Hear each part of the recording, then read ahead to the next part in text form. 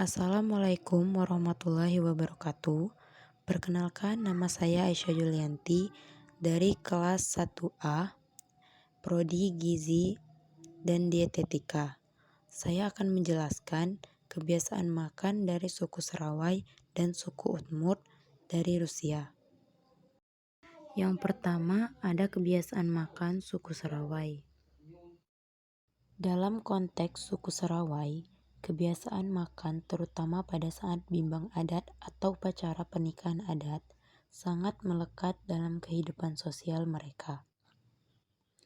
Makanan seperti lemang dan tapai bukan sekedar konsumsi, tapi juga simbol budaya yang diturunkan dari generasi ke generasi.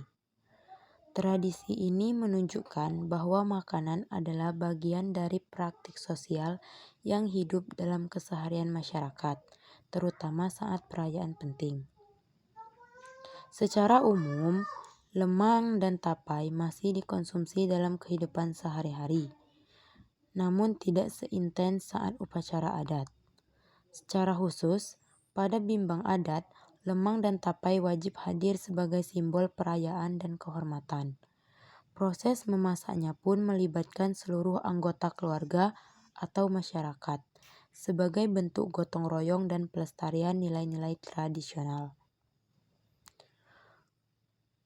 Di jurnal menyebut bahwa ketika kuliner seperti lemang dan tapai akan dibisniskan, barulah diberikan kursus mandiri dalam bentuk pendidikan non-formal agar masyarakat bisa memahami cara penyajian yang lebih baik serta cara menghitung laba rugi.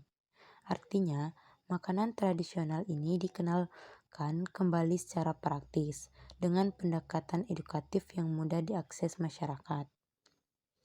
Lemang dan tapai menggunakan bahan dasar yang sederhana dan lokal seperti lemang ada beras ketan, santan, dan bambu. Tapai ada singkong atau ketan yang difermentasi. Bahan-bahan ini sangat mudah diperoleh di daerah Bengkulu Selatan, sehingga memungkinkan masyarakat memproduksi dan mengonsumsinya secara luas, baik untuk kebutuhan ritual maupun harian. Walau jurnal tidak secara eksplisit meneliti aspek kesehatan, lemang dan tapai memiliki dampak ganda. Yang pertama ada positif. Tapai sebagai makanan fermentasi bermanfaat untuk pencernaan.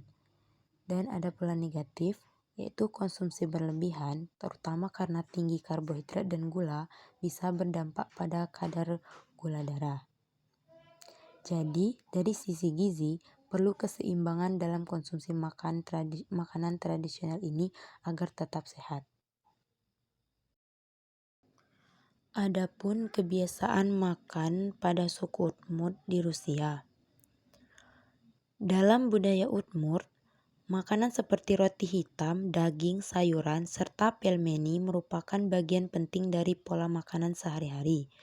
Masyarakat Udmurt terbiasa mengolah hasil pertanian dan peternakan lokal menjadi makanan pokok. Ini menunjukkan bahwa kebiasaan makan terintegrasi erat dengan cara hidup dan mata pencaharian mereka, seperti beternak, berburu, dan bertani. Secara umum, makanan Udmurt memiliki roti gandum hitam, daging, sayuran, serta hasil olahan tepung seperti paneku, tart, dan kue kering. Secara khusus, pelmeni adalah makanan yang dibuat secara tradisional dalam jumlah besar pada musim gugur, untuk kemudian disimpan dan dikonsumsi selama musim dingin.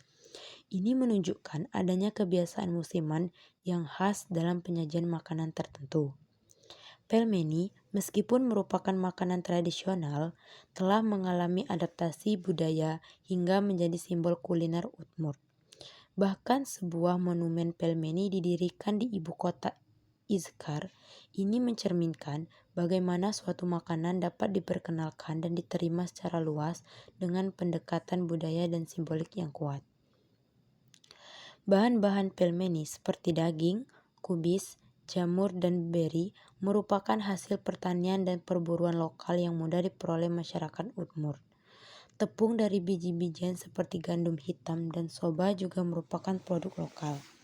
Maka, pelmeni mudah dibuat karena bahan-bahannya umum dijumpai di wilayah mereka.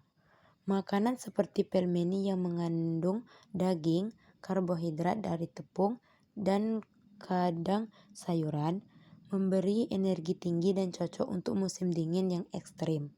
Namun, karena makanan ini cenderung tinggi kalori dan rendah serat, jika tidak disertai sayuran, konsumsi berlebihan bisa berdampak pada kesehatan seperti risiko kelebihan berat badan atau masalah pencernaan jika tidak diimbangi dengan nutrisi lain. Itulah penjelasan kebiasaan makan suku Serawai dan suku Udmurt.